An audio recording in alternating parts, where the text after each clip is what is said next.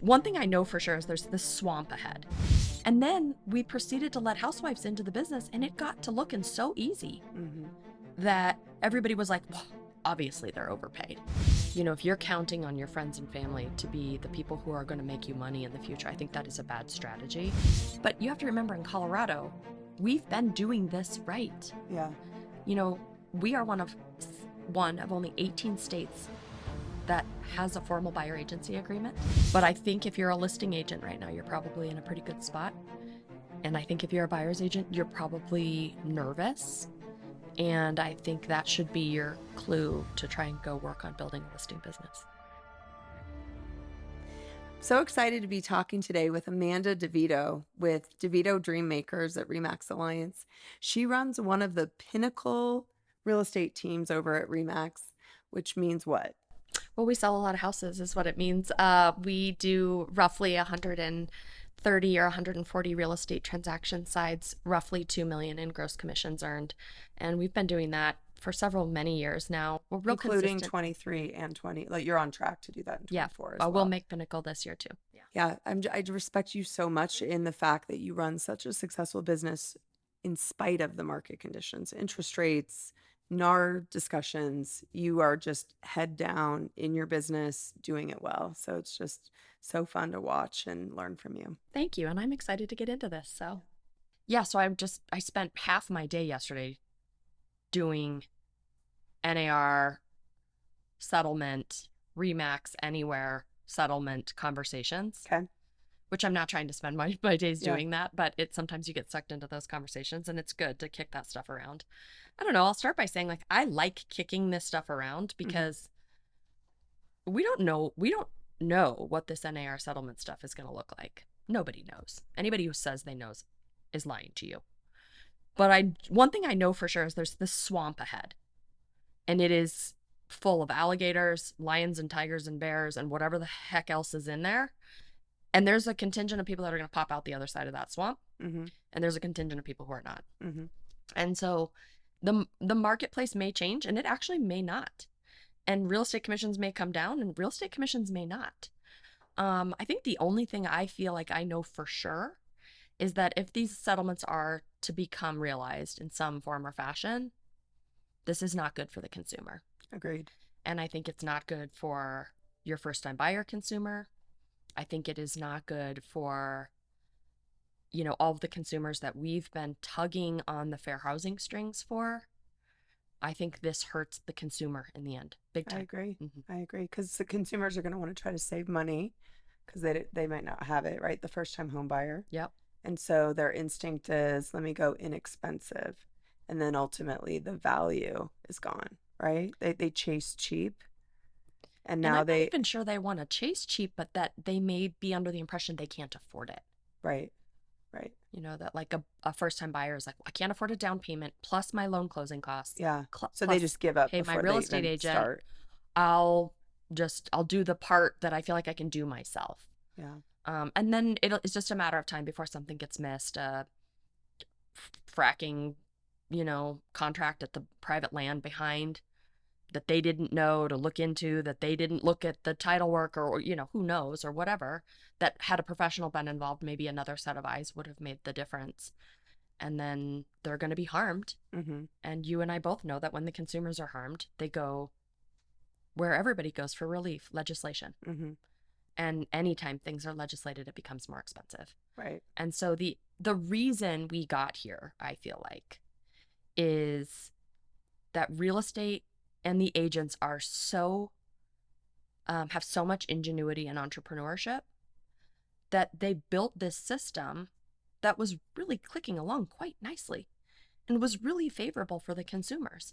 And then we proceeded to let housewives into the business, and it got to looking so easy that everybody was like, well, obviously they're overpaid. And they've obviously built this beautiful trade association that does advocacy and homeownership rights, you know, because there's no such thing as the Homeowners Association of America. So it's the realtors who are doing that advocacy on behalf of all homeowners. And we made it look so good that they were like, get them. And we let them. Yeah. You know, and that was that's unfortunate for the consumers. I agree. I agree. So what do you think it looks like? Let's say it does change and the business evolves, how do you think that business will evolve? What's your speculation? Yeah, I mean, I think there's a lot there, but I'll start by saying, you know, if you're counting on your friends and family to be the people who are going to make you money in the future, I think that is a bad strategy. I think that um, there is going to be this leveling up of professionalism like you have never seen. I think that you can't sell real estate in your pajamas anymore Mm-hmm. or yoga pants. Mm-hmm. I think that, you know, real estate professionals need to get very serious about leveling up their professionalism. Mm-hmm. And I think they need to get very serious about growing a meaningful database, farm areas, relationships outside of the people who you expect are going to call you.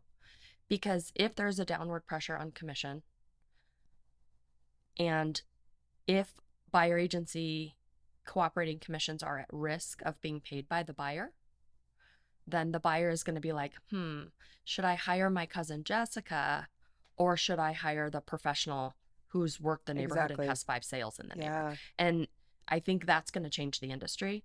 And so I think people are going to be like, meh, I'm not going to hire a friend or a cousin or an aunt anymore. They're going to level up and hire a professional, because they feel like at that point, if I'm paying for representation, I should pay for the best if it's You got across the board the same, you got it. right? And I think we can do good groundwork right now to really level our businesses up. I know you and I had sort of talked about, you know, kicking around the practice piece of this, and we can Mhm. talk about that if you'd like. Yeah. Yeah. How would you recommend to agents that they level up? What does that look like? Or how do they increase their professionalism? Yeah, I mean, I think it looks like the way I've been running my business for my whole career, which is somebody calls and they want to see a house. 1, stop, drop, and roll. Yeah. You are not going to run out and show them the house like we used to do. Yeah. You're going to say, would be my pleasure to serve you. And we have to get together, set up a consultation. I need Yeah. you to come into my office. That isn't, you know, your home office. I mean, it Mhm. could be, but I think professional offices are going to come back, Mm-hmm. because I think that the consumers are going to have to bring them in and show them that I'm running a professional outfit here. Mm-hmm. So come on into my office, come on in and sit down. We're going to have a nice long chat Mm-hmm. about how this is going to look. I think the dangerous territory is to get into the fee for service first. And I think a lot of people are going to be compelled to say, well, yesterday I used to just jump up and go show you the house. And so that old behavior is going to be jump up, go show you the house. And oh, by the way, you have to sign an agency agreement with me on the phone and pay me. And then I'll meet you to sell you. No, stop. We're not Yeah. doing that. Yeah. You're going to say, it'd be my pleasure to serve you. It'd be my pleasure to show you that house. Come on into the office. Let's talk about the process. And you start the package Yeah. with, you know, the marketplace, market conditions, really good statistics, a sample buyer agency agreement, some articles about your achievement, maybe articles about the market condition, maybe compile a package of information that has all of this good stuff in it. And then feathered into the back is this sample buyer agency agreement that talks about how you're compensated for this very knowledgeable work you're going to do for them. So interesting, because when I first got into sales, I don't know if you know this about me, but one of my first jobs out of college, my first sales job was I sold Taekwondo memberships. Oh my gosh, this is hilarious. Yeah. So I sold to, they called them the young tigers. Uh-huh. They were like 5 to 7-year-olds that did Taekwondo. This is And like I had that, to this sell. ADA or whatever it's called, AMA. No, it was a Taekwondo studio here in Okay. Colorado. Yes, young tigers. And I sold these memberships, and this was like 2000, early 2000s. And I had to sell $150 per month membership to a family for their 5 to 7-year-old to do Taekwondo. And my sensei, the gentleman that ran the whole Taekwondo, he taught me sales. And he said, you never go over price, because $150 a month back then was a tremendous, it still is for Taekwondo for a couple times a week, until you go through all the values and benefits. Yeah. So we talked about, you know, the self-defense and the confidence and all these things we're going to instill in their child. So it's less about, hey, it's just $150 a month. It's more about all the things that the family is going to be able to get from this investment into their child. Yeah. So I learned very early on, you never go over a price prematurely. So what you're saying is like the basics of sales. Yeah. You never just start talking commission or cost of anything until they understand the value and benefit of working with you. So it makes a ton of sense to me. And the marketplace now is like well, you're going to have to figure out how to get paid. And I'm like, no, no, no. You're going to have to figure out how to provide value, and then the money will be there. Yeah. Mhm. Yeah. So in your consult, you're going through the market, you're going through how you are the most valuable asset to help them through Yep. this process of buying a home. And then at the end, like you said, you'll flavor in your buyer's agency agreement. Right. What does that buyer's agency agreement say? Yours specifically. Well, I mean, up until this point, it has said, I'm going to run you around and show you houses in these geographic areas for which I have competence. Mm-hmm. And I'm going to do these things, which the Division of Real Estate defines for us, the specific duty, Mm-hmm. including a fiduciary duty in my case, because I like working as a buyer's agent. And then it says that I'm going to get paid in most cases by the seller to do that job. But in the event that the seller does not pay the fee, then the buyer will. Yeah. And, the stronger of a listing agent that exists out there, the better they're going to be at negotiating this fee. Mm-hmm. It's like, dear buyer's agent, the listing agent, I've been negotiating your fee for service at the seller's kitchen table for 120 years. Mm-hmm. You're on your own, baby. Mm-hmm. Signed, the listing agent. Mm-hmm. Like, they're just going to have to start doing the thing that listing agents were doing. Yeah. Which is exactly. negotiating the fee. Yeah, exactly. Which was always negotiable, to be clear. Yep. And it will remain negotiable. So you changed your buyer's agency agreement already to, have you done that? No. Okay. No, because today, as you and I sit here at the time of this recording, it's Yeah. business as usual. Yeah.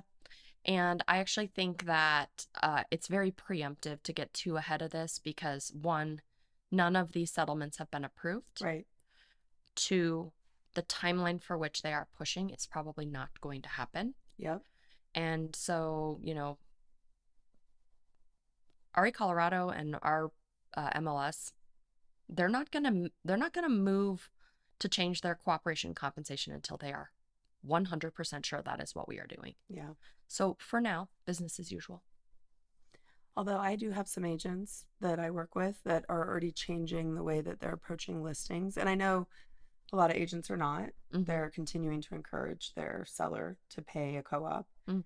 But for the agents that are testing the waters with all of this and Mm. saying, hey, my fee's 3.5 and the buyer's agent fee is negotiable. It's negotiable with the terms of the offer. Mm. Right? So I'm hearing some of that. Until they have to go be a buyer's agent. Well, I mean, I would just say, what if your client, Mm-hmm. it said that it's negotiable, Mm-hmm. right? Like, and you didn't have your buyer's agency agreement yet updated. So even though everything's not into effect, what Mhm. would be your plan there? Yeah, I mean, I think this is a fine idea. Yeah. I think going around and saying I'm going to change the way business has been done for 120 years is a little bit of a dangerous part of the tiptoeing into the swamp. Yeah. And I'm not ready to go into the swamp. Okay. It's just a matter of time before the buyer lawsuits start in. Yeah, I agree. And it's just a matter of time before before fair housing, something happens and you're sitting across the table from a seller who you told they didn't have to participate in a fee, Mm-hmm. and then they're being sued. And so I'm not ready to go there quite yet. Yeah, that's fair. I am talking this out a lot, Yeah, but I'm not actually changing my practice that yet. makes sense. But you have to remember, in Colorado, we've been doing this right. Yeah. We are one of only 18 states that has a formal buyer agency agreement. Mm-hmm. We are one of only 18 states, of many, I don't think it's 18, actually I bet it's less than that has decoupled their dues paying membership to the National Association of Realtors from their subscription at MLS. Mm-hmm. And that is not common. So in a lot of states, where you pay your realtor dues is where you put your house into the magic listing system. And RE Colorado specifically has been decoupled for a long time. And so you've got agents, and in our buyer agency agreement, the total fee for service was always split. So in the paperwork that I do today in my practice, it'll say total fee for service, total amount compensated to the cooperating broker. Mm. And that has always been split out. And so you take a look at what we've been doing here. There's nothing to do in Colorado. If you're a Colorado real estate practitioner and you've been doing a consultation and signing an agreement with 7.3.1 checked, which says if the buyer doesn't pay, then if the seller doesn't pay, then the buyer will. There's no reason to change your practice. Yeah. Except maybe to say the seller might not agree to pay you. Yeah. But that was always true. Yeah, it was. And so now you're going to have to get comfortable with figuring out how to provide value to go get that fee. Yeah. But the transaction always took care of the money. Yeah. The transaction always took care of the money. And just like 5 minutes ago, there were no seller paid concessions in the deal. None. How many deals did you do in 2020 and 2021 with seller paid concessions in them? 0. Next to none. Yeah. And if there was a concession in it, it was because they squeaked an inspection objection into a deal and got $1,000 for a bad disposal and a dishwasher. I mean, that's it. Yeah. So 5 minutes ago, the practice was different. And in 5 minutes from now, the practice is going to be different. It's always evolving. That's right. Yeah. Yeah. I see a lot of agents out there that are inexperienced. They come in, everybody's growing a team, right? So then they pull people out of real estate school. They put them in the car, start showing them properties. They're writing contracts with little to no experience. What's going to happen to these people? Well, they better level up their mentorship because a lot of the teams who are growing new agents, they really do pride themselves on training and mentorship. And I think that they're just going to have to give these people a longer training and mentorship runway. You know, so 1 week in the office doing an intensive training program and then sending them out with a Zillow lead into the marketplace, that's not enough. Yeah. It's not enough. It's better. It's better. People learn by seeing and doing rather than by sitting and being told and a finger wagged at them about how they should do. Right. And so as an industry, we can do better. Yeah. You know, you can take a seasoned veteran agent and he can be putting those people in the car with him and taking them on his listing appointments with him. And, you know, showing property with them, an accompaniment so that he can teach them.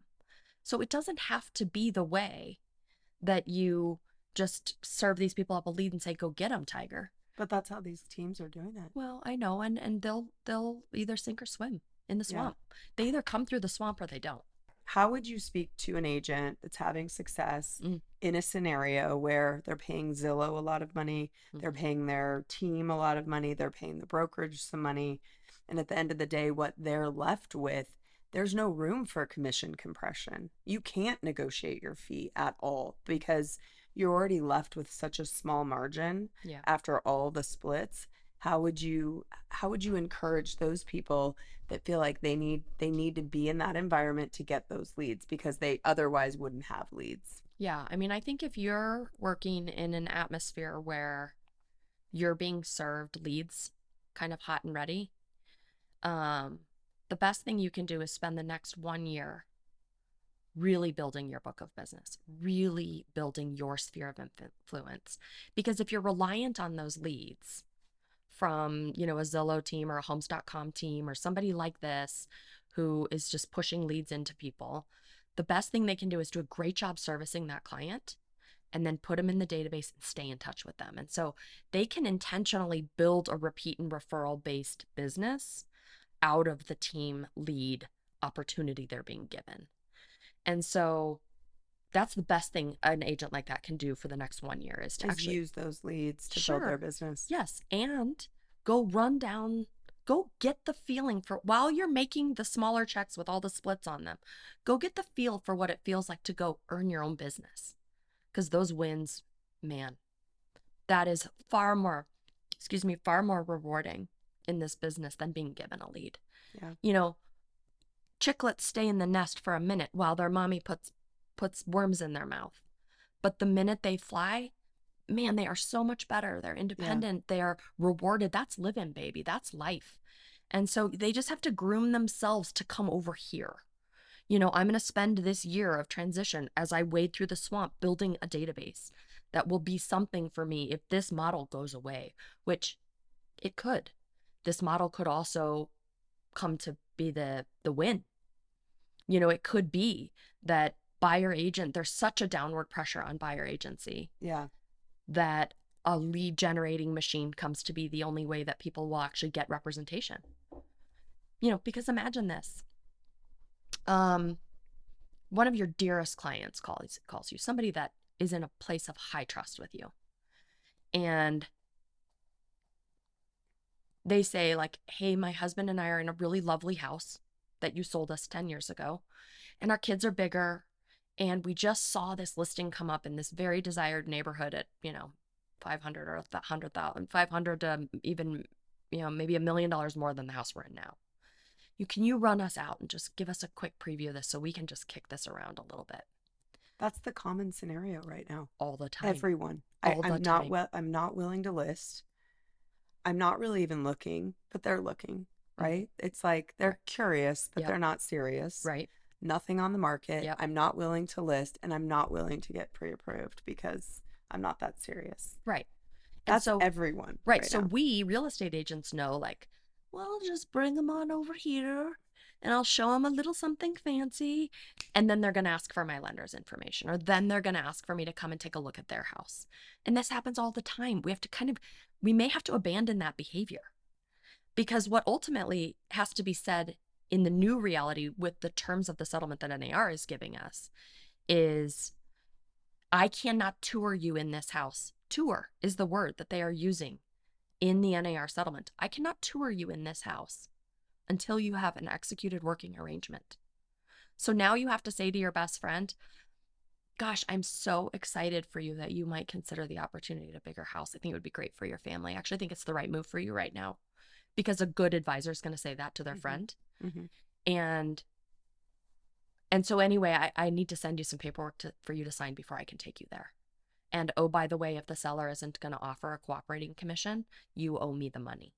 And she's going to take that back to her husband and be like, hey, Amanda's going to run us over to see the big house, you know, and the husband's already like tiptoeing around this because she wants the bigger house or whatever the scenario is. Totally. And he's going to be like, no, we're not signing an agreement for a cooperating commission to pay her so you can go vet out your curiosities. No. Yeah.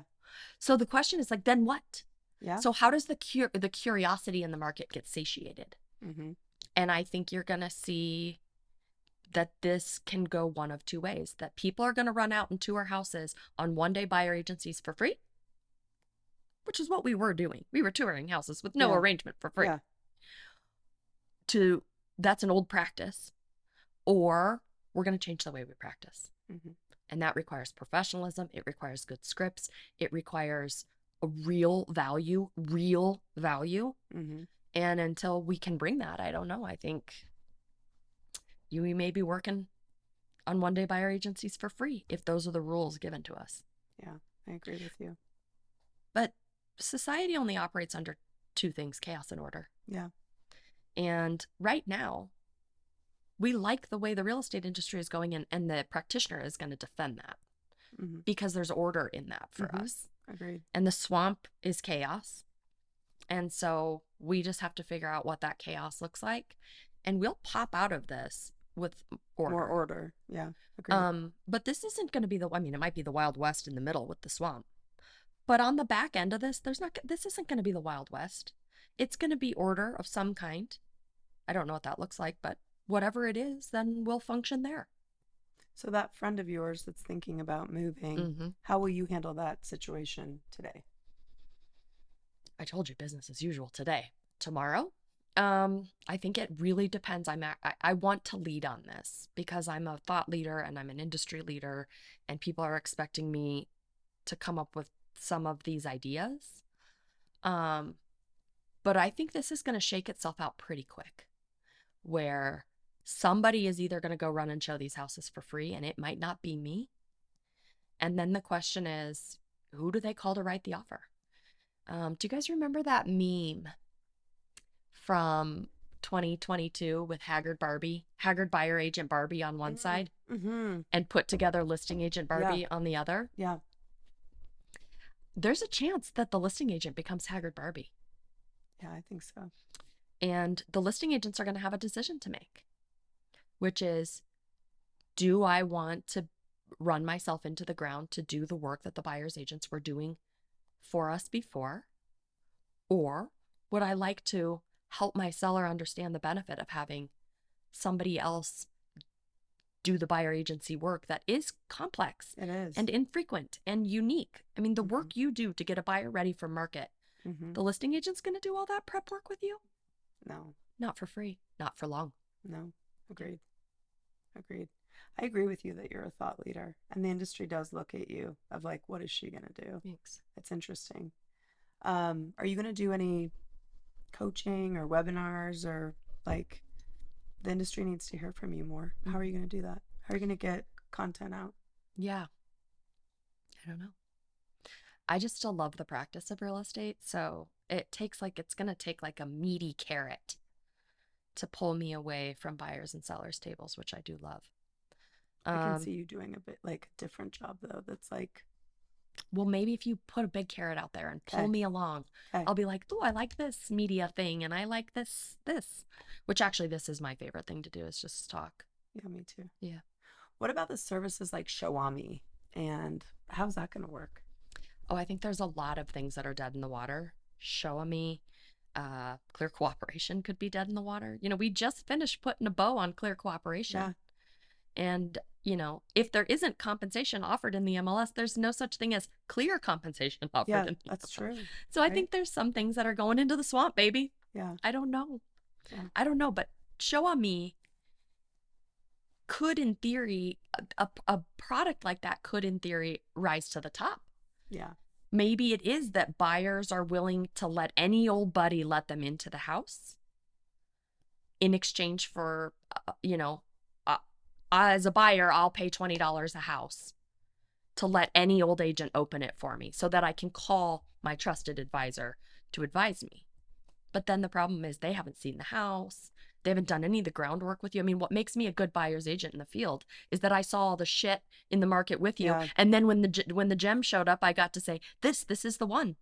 But if I didn't get to see all the shit to get to the gem, well, then how does that make me a better buyer's agent? So then the Show-A-Me agent is going to be the one that met them and provided the value?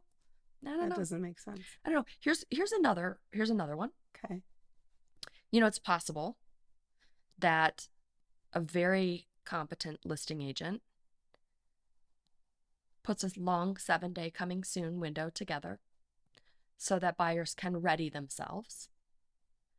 And in that 7 days... Can you do 7 days legally? 7 days is right now is Colorado's limit. Okay.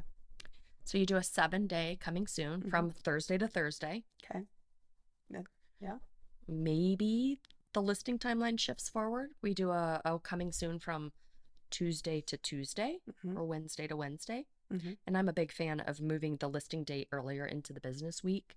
I think a lot of people want more professionalism out of the industry, so we should stop working so much on the weekends. I agree.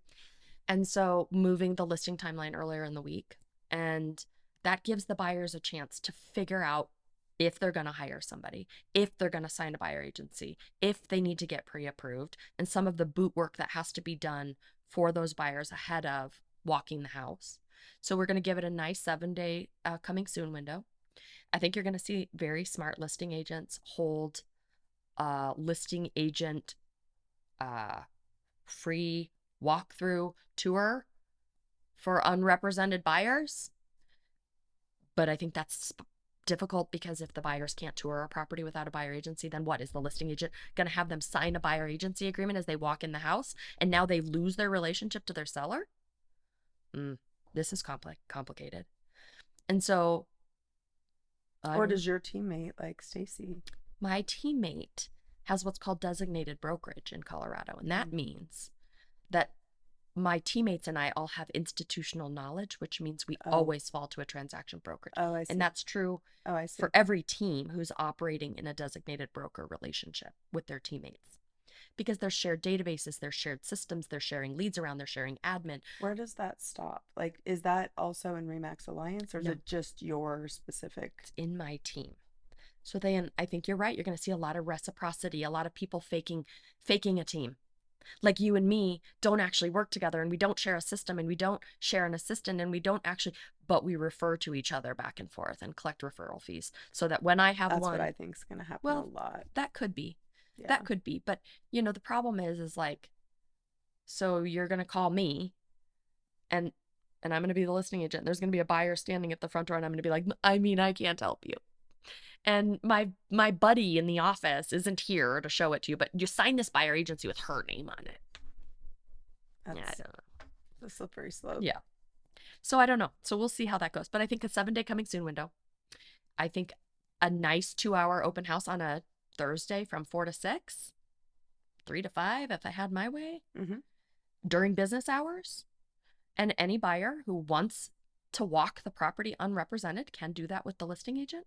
I think the listing agents have at their disposal variable commission. Variable commissions were always available, which means if the listing agent brings the buyer, is the fee that they've negotiated with their seller different, or is it the same? That's what a variable commission is. And so it's possible that maybe listing agents are just going to capture all of these leads for themselves. And then they're going to build a team of show-a-me agents and buyer agents who write deals, and they're glorified heavy-hitting transaction brokers of some kind, or transaction coordinators. I don't know. But I think if you're a listing agent right now, you're probably in a pretty good spot. And I think if you're a buyer's agent, you're probably nervous. And I think that should be your clue to try and go work on building a listing business. I talked to an agent that I know pretty well. She was explaining that she had some buyers referred to her recently, and they were referred by multiple people to her. So like multiple people said, you should call her. She's wonderful.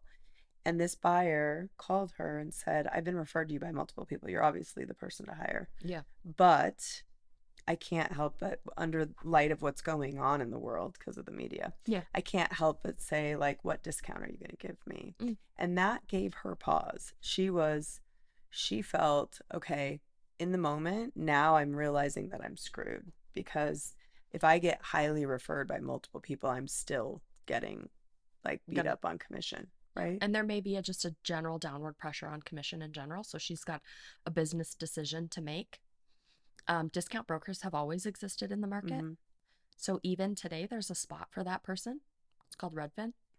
They can go to Redfin. Redfin's openly displayed that they will rebate commissions. So if it's really about a commission rebate for you, then maybe the broker who's being recommended to you, who is by far the best broker to serve you, maybe I'm not the right agent for you. And, like in anything in life, you get what you pay for. Agreed. And that would have been an easy line for her to say, hey, I come highly recommended because I do what nobody does. And until you're in it with me, until you and I are slugging this out together, you can't know how good I am. But I'm telling you, these personal referrals come because, like in anything in life, you get what you pay for. I like that. Yeah. That's good. So you can go get a discount broker if you like. Yeah. So your advice to her would be, you can't cut your commission. Like the minute you start making sacrifices on your commission, you're like chasing it down with the rest of the industry. Right? I think there's a lot of people that are feeling like if they cut their fee, they'll keep the relationship. And I'm not sure the relationship is worth keeping. So we're going to have business decisions to make about how we're going to show up for the people who really need us. And there's going to be discount brokers out there for the discount seeker. And each of us in a professional way have a decision to make. And you and I both know that like businesses cost money to run. And if at some point we stop running profitable businesses, we won't have a business to run anymore. And so you can run somebody around for cheap or free for a while, but it won't last long. So if you're actually worried about your career survival, you're going to maintain a fee that gives you the life and the profit that you need to continue to work like a dog. And if there is a downward pressure on commissions, I can tell you the weekends and the evenings for the buyers are going to be dead in the water, just like it is for the commercial space. I agree with you on that. Yes. Yeah. I'm not going to work like a dog for less money, but I will work like a dog for this. Mm. So that value will just, the money, like the money always has, will sort itself out. Yeah. Yeah. The people that are doing a significant discount have to make sacrifices, right? So I have another agent that she met through LinkedIn, and this client reached out to her and wrote this very detailed email about why she should lower her commission. Um, and she was explaining to me that it would cost her $8,000 just to pay for staging and all the marketing and everything associated with the property, and that his expectation about what she's valued at was so off base. Like, the consumer does not understand what a good listing agent invests in a listing, right? Right.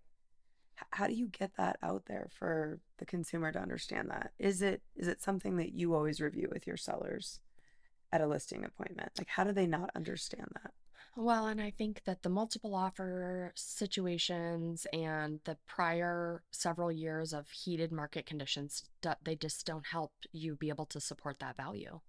And I think that, you look at markets like California, where sales prices are very expensive, and you're sitting across the table from a very average $2 million house, and they're like, so you're telling me I have to pay, $120,000 in real estate fees to sell this house in one weekend? Mm-mm. And so I think in really expensive marketplaces, I suspect that The margins are going to shrink. the margins are going to come down, and you're going to see some shrewd luxury price point markets start to work in a flat rate fee. And I can't say that I'm for or against that. I'm just saying the money in the deal will take care of itself. Um, and so it'll be curious to see how some of that plays out. But if you go to some markets where I have peers inside the RE/MAX Elite Network who are doing 300 and 400 sides a year and barely squeaking in to 500 or 600,000 in gross commissions. So that's that's an unstoppable train of transactions for, not the kind of money that somebody in to work that hard. California is making, to work that hard. Yeah. So this is exactly what the DOJ wants out of us. The Department of Justice does not want sellers paying commissions. To be clear, the DOJ doesn't want the seller paying the fee. They want the buyer to decide how much work their buyer's agent is going to do and what that's worth to them. And the sellers have arrived at a rate that they feel is fair for their listing agents. And so the coin toss now is that cooperating commission. And I think the Department of Justice is relentlessly going to push on this until they see buyers paying their own fee. Yeah, I agree. And so buyers are going to have to get pretty creative because they haven't had the budget for these fees. I mean, with where our market could be heading when rates come down, whenever that is, we need down payment, we need closing costs, we need, the cost of the finance industry has gone up. So maybe you have points on your loan still. You've got appraisal gap coverage. You've got all kinds of things, right? So you've got this pretty hefty expense, and now you're paying commission on top of that. Like, what are buyers going to have to do? Well, the first part of so a two-part question, but the first part of the question I heard you ask is, how do we train a society to barter in a society that doesn't know how to barter? So you don't walk into your doctor and say, how much for blood work? $350 for blood work. No, I'm not paying $350 for blood work. I only pay $250 for blood work. And, so we don't have a society who's negotiating, this can of beans was 69 cents in 2019 and now it's 89 cents and I don't want to pay 89 cents for a can of beans. Like, what? Yeah. So you're telling me that we're going to take a society of people who don't know how to barter and be like, here you go, little chicklet, go figure out how to barter in your life? Like, no. Yeah. This is going to solve itself outside of the swamp with some rate that feels fair for the buyer, and it's going to settle out pretty quick. Yeah. Because you're not going to train an entire society who can barely get their pajama pants off and get to work to become a high-end negotiator for their housing needs. Oh, please. Yeah. So, and then I think the second part of your question was about like sort of rates and the overall cost. That money was somewhere, Jessica, Yeah. yesterday. Where was it? Well, it was somewhere in the deal. Yeah. So it may show up in the most obvious place, which is in the price. So if you've got $1 million listing and the seller says, I want to pay this listing commission, but I don't want to offer a cooperating commission, bet you it doesn't sell for $1 million. Bet you it closes at 970. Duh. Like, the money's there. The money was always in the deal. Agreed. It'll shake itself out. And I think the MLS is committed to making sure that any compensation and any concessions that are paid in the transaction are reflected in the close price. Yeah, I agree. That would be a very clean way to do it. Yeah. Do you think prices will go up as a byproduct of this? I think prices are going up as a byproduct of limited inventory in America. Yeah. And so I think prices are going up in spite of all of our best efforts. And so you take a society where we have the largest buying demographic is age 34 right now. We have 10 more years of 34-year-old buyers ahead. And we have a persistent supply problem. So I don't care what happens with cooperating commission and NAR and the DOJ. You've got a housing shortage lying ahead. So how people get paid to do their job doesn't solve 10 more years of 34-year-olds who need housing. So prices are going to go up because we have a lack of inventory and a demand for inventory. Yeah. We got baby boomers staying in their big 2 stories much longer than they should. But part of that is that now they've missed their window to move. They're in a free and clear home. And at the expense of going into a same priced ranch somewhere else. I don't know. Maybe they only move when the pressure is so high, when they can't do the stairs anymore, or they can't, they can't keep the yard, or they don't want to. What do all your sellers have in common right now? Like, who's listing with you? Boy, I got to tell you, 2023 and 2024 was the year of the dead. Oh, interesting. Sellers sell when their motivation is strong. And when somebody comes into an estate, they don't need that house. So, as people die, the family comes into the estate, and those are a huge bulk of the listings that are coming into the market right now. But that has always happened. That's always happening, right? Because we're just here for a little while. Yeah. And I think that you're seeing a lot of people who love their rate and hate their house, and they're finding a way to go because they can't stay anymore. A lot of pressure. So you're seeing some people get divorced, although we know that divorces go down when economic conditions are tight. People stay married longer. Oh, really? If they can't afford to divorce. Oh, I thought it'd be the opposite. I would think that when you have financial pressure, you fight more. Well, they might fight more. But they can't afford to get divorced. They can't afford to break up and split up. Yeah. And they can't afford to have separate houses. Not when their current rate on their big house is 3 1/8 or whatever. Oh, so we've got some forced. You got forced roommates working it that out. hate each other. Yeah, work it out. Yeah. It's Yeah. interesting. And I say a little less therapy and a lot more time together will solve that. Yeah. Let's talk about this phenomena you were just talking about these friends of yours that are overwhelmed. Let's talk about overwhelm a little bit. And we're going into the girlfriends conversation. Let's go into that a little bit. Yeah. No, I just think I think society has got just a lot of pressure right now. I think the generation, the sort of Gen X and older millennials, are in the peak of their careers right now. And I think they're working like dogs. I think they're exhausted. I have a friend who has 357 unread text messages. Do you really? I do. That's absurd. It's unbelievable. Yeah. And I think, no wonder she doesn't have time to read her text messages. She's got little kids at home. Yeah. And, a very busy business and a very busy schedule with staff and employees and a husband who has a career. Yeah. And so women have been told to go into the workplace and to crush it like men and to drown yourself in work. And I don't know. I just don't think that holds up for very long for us hardworking women. I think that we have to find some relief in this society. And I don't think aimlessly running a buyer around for free is going to solve that for I working couldn't agree moms. more.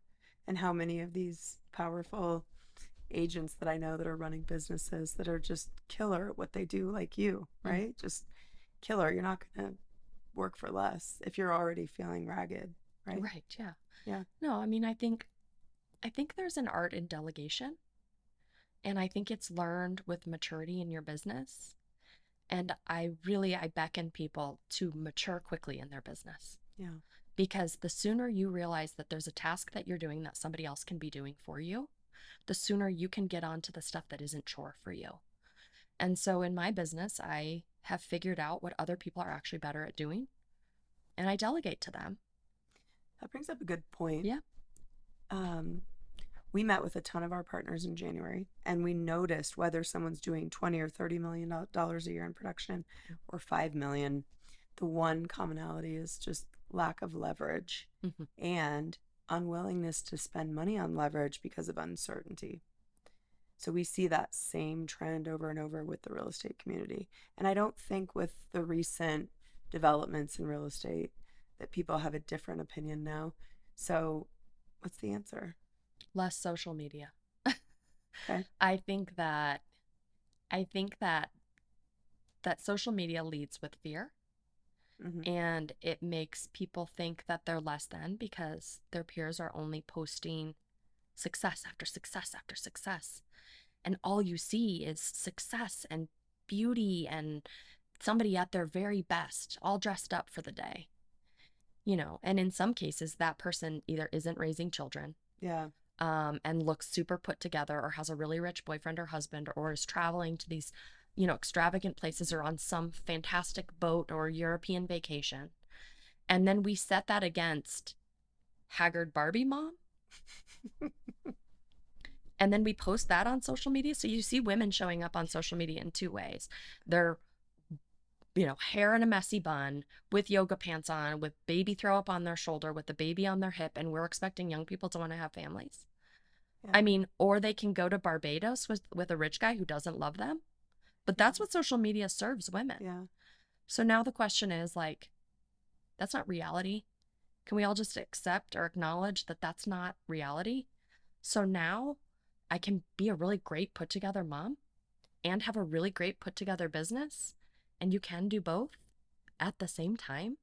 Oh my gosh, you can do both at the same time. Yeah, put it down. Yeah. Put it down. That is not teaching young women to be you and me.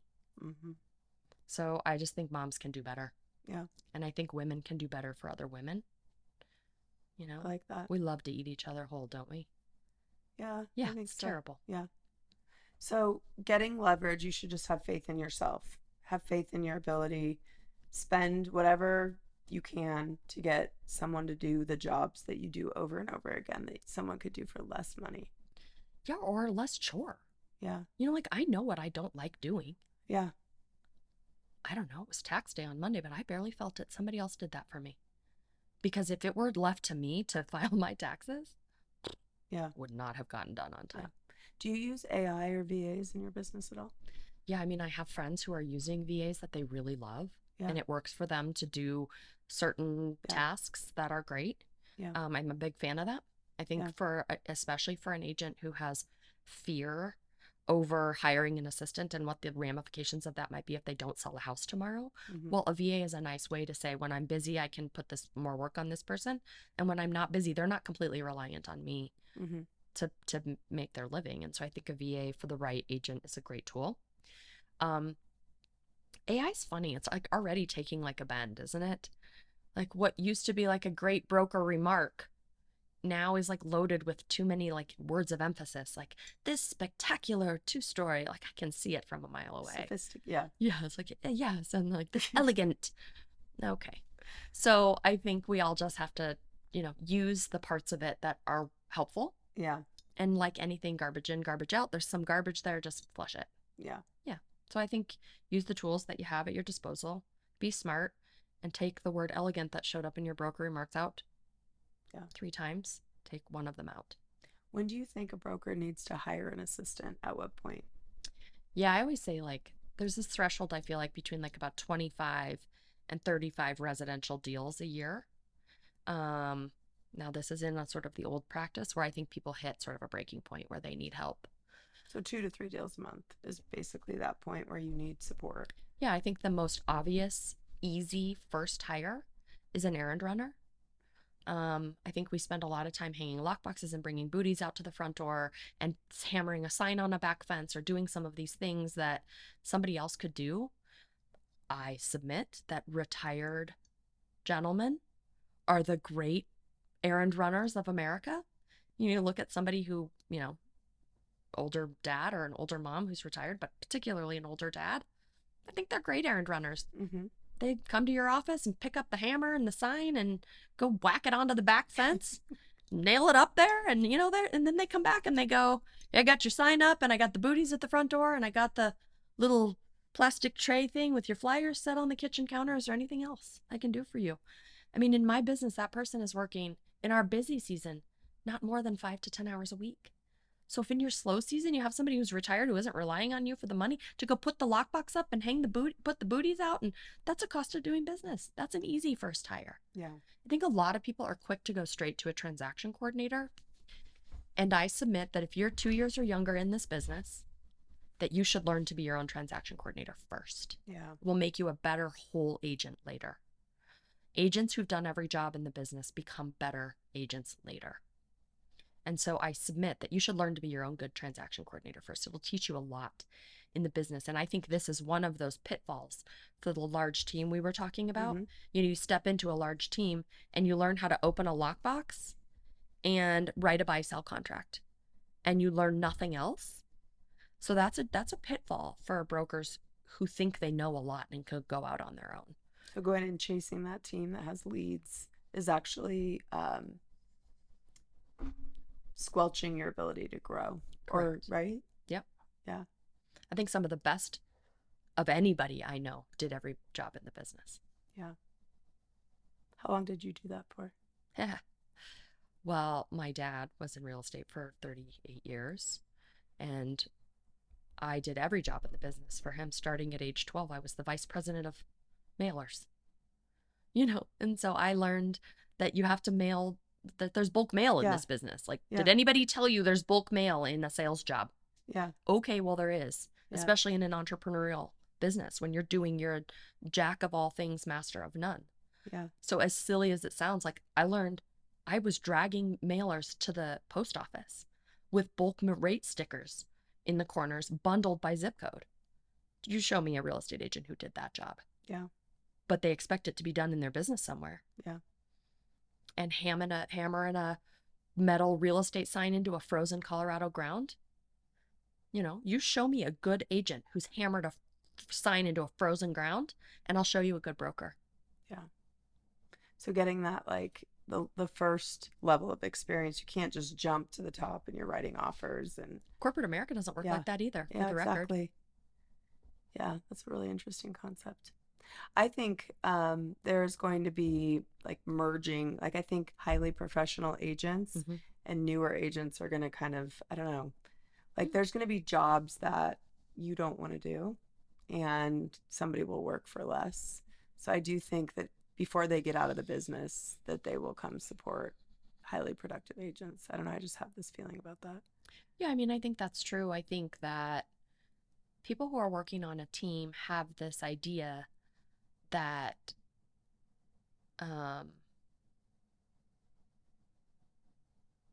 that if they have somebody to do everything for them, that they'll enjoy doing the work that they're doing. But I think people should really do some personality type testing and some work style testing. I know you do that in your business. I do it in mine.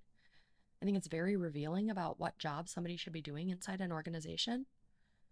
And I don't see any reason why you came into the business thinking you wanted to be a this, and this great brokerage or team has this other thing for you that actually you're better at doing. And you can make a handsome salary doing this other thing, or you can make a handsome salary doing something you hate.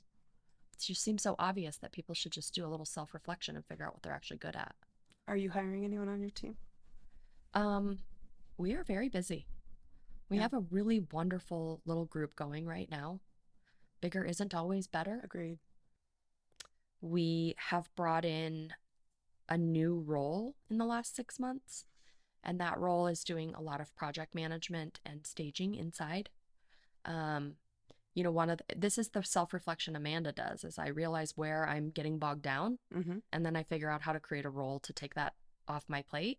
And one of the things I noticed I was doing was that an inspection objection comes in, and there's a fireplace that needs serviced, and an HVAC that needs cleaned and tuned, and the roof vent needs fixed, this and that, and all of a sudden that's like project management. Mm-hmm. And so to do any kind of volume of business, the agents are being expected to be a project manager. So that's my most recent hire. She's doing all of the front end project management for us. So to Cool. get a house ready for market, to get it recarpeted, get the hardwoods resurfaced, to get the exterior painted, to get the handyman there, to get the fence that blew down put back up, all that has to be done. As a Mm-hmm. listing agent, I was taking a lot of that. I was like, I'll get a handyman here, and I've got a great plumber, and I have a good electrician. Let me help you. And so now I say, I have all of this. Let me help you. And Yeah. here is this person who's good at project management. Yeah. I hired a stager to do that job, because stagers are workers. Mm-hmm. They love the dirty work of staging. They like to go in and make something ugly beautiful. So they're a natural fit for the project management job. So I hired a stager who had a Smart. good eye, who was good at staging, who knew the formula of staging. And she did a staging job with project management, which she's having a ball. Yeah. That's And great. she's making the ugly beautiful and turning it over to a listing coordinator. Listing coordinator is doing the things that need done, ordering photos up, ordering signs up, and so forth. And once that property goes under contract, it kicks to an in-house transaction coordinator. And then we have an operations person that takes it from the time it closes. See, from the back of the closing, that's not the end. That just means they go back to the beginning again. Mm-hmm. And so then we offer project management services for people who don't want to sell. We can come in and make your house beautiful, even if you want to stay, sort of a love it or list it philosophy. I like that. And so in this loop, this feedback loop is people who have a happy experience, they go back into the database, and then we start delivering them quarterly pop-bys and putting cookies on their porch at Easter and giving them a pumpkin at Thanksgiving time, or a pumpkin pie at Thanksgiving time, or whatever. And so those people go back into the loop. And so the bigger the loop you can create, the bigger the hurricane you can create in your business. Yeah. I love that. Do you have your sellers pay for staging, or is it included in your fee? Yes. So for a long time, I have been requesting what I call a full fee for service, Mm-hmm. and the staging placement is included in the full fee for service. Mm-hmm. Now, if they want to carry staging furniture beyond 30 or 60 days, then they will pay for the carry. I see. And oftentimes, you want the seller to pay for the carry, because if they have a pesky high price listing Mm-hmm. and you're paying for furniture to sit there, Yeah. then this motivates them to not have to renew their staging Got it. with a high price listing that isn't moving. Got it. And so I pay to place it. I show them the value in that. And then I make it theirs to carry that rental fee if there is any. Yeah. And then we're doing a lot of staging with stuff that people already have, making that work. That's great. Mhm. What's your advice to sellers right now in the market? I'm curious. I've got a house that I invited you over to come look at. Mhm. What's the right time to list? Yeah. What does the condition need to look like? What's the buyer mindset with interest rates and Yeah, I was going to say, I feel like rates have been sort of driving the conversation for Yeah. so long. mm-hmm. And I will say that the rate conversation is going to continue to dominate, except that we should tell it not to. Because as I sit here right now, I don't think that you're going to get any movement on the rates, not meaningfully. So we should stop making such a big deal about it and just help the market understand why this is the new normal in the market. So sellers are just going to have to put their house up for the right price based on the rate condition today. Yeah. That's it. You want your house gone. We can look at what price your competition is getting in this rate environment. And if rates were even less come in February or March, see, there's little tropes or traps here. And we had a big January and February in 24 Mm-hmm. because the market came out very confident. Mm-hmm. And then when the rates didn't drop in March, and then when they said the June rate drop was in threat, and then when they said maybe we're not getting a rate drop at all, people's the air comes out of their balloon. They're Yeah. and so I think that we're just going to have to level up with people and say, you know, I just don't know that rates are going to be the reason you sell your house. The reason you sell your house is because we've readied it. We took the time to make it pretty. We took the time to price it right. We took the time to professionally market it, and take professional photographs and get it meaningfully into the market. And that's what's going to sell your house. And the rates are what they are. Mm-hmm. And the condition matters right now, right? Oh, for sure. Like ever, more than ever. More than ever. Yeah. Yeah. I mean, my 12-year-old daughter talks about aesthetics all the time. You know, young people just, they think they like things prettier. Mm-hmm. Then I think there was a generation before them that knew how to turn a screwdriver and knew how to swing a hammer more so than young people today. And they had more bandwidth and tolerance to repair a home. And I just think that the new buying generation wants it to be pretty. They want move-in ready. Yeah. Yeah. So, I mean, I remember not staging houses and using my Wolf camera. Yeah. To like take pictures. It's really changed. Yeah, myself. Yeah. I've done a lot more as a listing agent than I ever used to. So you list a house. Mm-hmm. How long before you might recommend a price drop? Does it depend on the situation? Yeah, it certainly depends on the seller's temperament. I mean, all of this is driven by their motivation and their money situation. Yeah. And so, you know, I have 85-year-old clients. They move to retirement home. They've got more money than they will ever spend in their life. So I'm going to call them and boss them into a price reduction when they're not ready. I just say to them, you know, I don't think the market likes us at this price. You want to stay with this for the weekend, or do you want to do something different? You know, and she said to me yesterday, she said, you know, can we just wait one more weekend out? Yes, you can. Now, of course, the danger in that is that you end up having to take a bigger price reduction. But I'd rather take one big price reduction after 2 or 3 weekends on the market than these little insignificant, meaningless price reductions. You know, consumers shop in $25,000 increments online. And if you're not going to take a $25,000 price reduction, don't bother. Yeah. These $5,000 price reductions, they don't do anything but toggle your pictures back into the top of somebody's list. Yeah. But it doesn't meaningfully move a new buyer into that pool. And do you set that expectation up front at a listing appointment? Yeah. Well, you know, it's interesting. Having to do much more of that than I did even in the last 5 years. Okay. But, you know, we talk about a 30-day marketing plan. This was back in the day when 80 days was a healthy time to be on the market. I don't think the marketplace has tolerance for that anymore. So I think a 30-day marketing plan is more like a 21-day marketing plan now. I think after 21 days, if you don't have your house sold in these market conditions, the market's rejected your price. Yeah. Agreed. I called the listing agent this week. The house had been on the market 129 days. That's a long time. Yeah. And he asked, why do you need a $24,000 concession? Okay. And did you say, no, you need a $24,000 concession? No, I was like, yeah, the buyer, this is the way they want to take the discount, right? The house has been on the market 129 days, not to mention the buyer's agent. This was their first transaction. So I felt like I needed to have the conversation on behalf of the buyer. And he said, you know, we put the house on the market at the worst time in November. And so we're basically, you know, we feel like we're going to get our price. And I was like, okay. Well, you were on the market in January and February, and the market was pretty hot. It was. Yeah. Missed your window. Yeah. They probably rejected an offer in January or February too, is my guess. Agreed. Agreed. So there are just people hanging out there just thinking they're still going to get that price, but I agree with you. And clearly he has a seller whose motivation is low. Yeah. Unless, shame on him, he doesn't recognize the desire of the seller. You know, and sometimes sellers are like, I just really want to be done with this, but he's not pushing them. So you never know. Well, Amanda, this has been so fun. Like, you are so wise. I could talk to you for hours and hours and hours. I love all of the ways that you look at the industry and at things in life in general. I just appreciate your friendship. So yeah, me too. For this is fun. We should do it more often. We should do it more often.